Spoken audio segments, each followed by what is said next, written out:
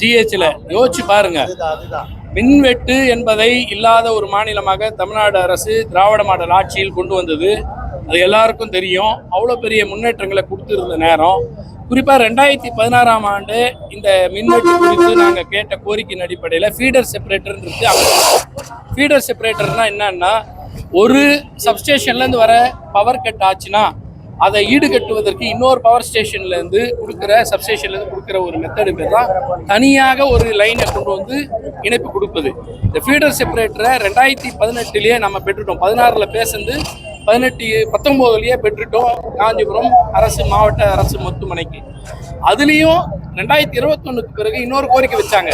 அது மேனுவலாக மாற்ற வேண்டி வருது. ஒரு உதாரணத்துக்கு பஞ்சுப்பேட்டை தான் ஒரிஜினல் பவர் சப்ளை. அந்த பஞ்சுப்பேட்டையில் பவர் கட் ஆச்சுன்னா வையாவூர்லேருந்து வரணும்னு இருந்தது. பிறகு ரயில்வே ஸ்டேஷனில் இருக்க சப்ஸ்டேஷன்லேருந்தே வந்துடுச்சு. ரயில்வே ஸ்டேஷன்லேருந்து வரும். அதை மாற்றுறதுக்கான ஒரு மேனுவல் ஒர்க் இருக்குது. அதை ஏடிஎஸ்ன்னு வாங்க, ஆட்டோமேட்டிக் டிரான்ஸ்ஃபரிங் ஆஃப் சுவிட்ச் ஓவர்னு வாங்க. அதை பொருத்தணும்னு கேட்டாங்க. அதையும் திராவிட மாடல் ஆட்சியில் கேட்டு பெற்று இயங்கி கொண்டு இருந்த வேளையில் அதில் ஏதோ ப்ராப்ளம் சொல்லிவிட்டு இது 8 மணி நேரம் நிறுத்தப்பட்டதுன்னா, பொது மருத்துவமனையில் ஒரு ரோட்டில் மக்களுக்கு ஏற்கனவே தமிழ்நாட்டு மக்கள் மொத்த பேரும் மின்வெட்டில் இரவு நேரத்தில், பகல் நேரத்தில், வெயில் நேரத்தில் அவதிப்பட்ட காட்சிகளை எல்லாம் எங்களுக்கு தெரியும். ஓடாத மீட்டருக்கு பில்லு கட்டி இருக்கதும் தெரியும்.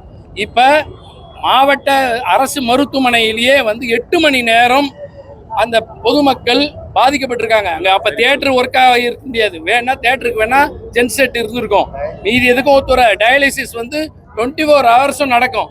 ஏன்னா ஒரு பேட்ச் முடிஞ்சா அடுத்த பேட்ச்னு அவங்க எல்லாரும் பாதிக்கப்பட்டிருக்கு.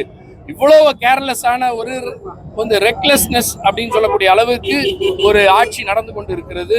இதை பற்றியெல்லாம் கவனம் செலுத்த வேண்டும் என்பதுதான் எங்களுடைய கோரிக்கை.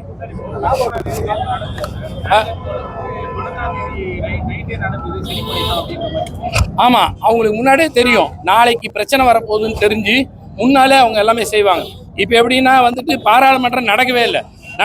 நடக்காத பாராளுமன்றத்தில் டீலிமிட்டேஷன் பில் வரும்னு சொல்லிட்டு அதுக்காக ஒரு கூட்டம் நடத்தினாங்கல்ல, அது மாதிரி அவங்களுக்கு முன்னாடியே தெரியும். அந்த அடிப்படையில் நாளைக்கு பவர் கட் ஆகும், நாளைக்கு ரிப்பேர் ஆகும்னு முன்னாலே ரிப்பேர் பண்ணுவாங்க. ஆனால் நாளைக்கும் பவர் கட் ஆகிடும். அதை பற்றிலாம் நீங்கள் கேட்கக்கூடாது. சரி.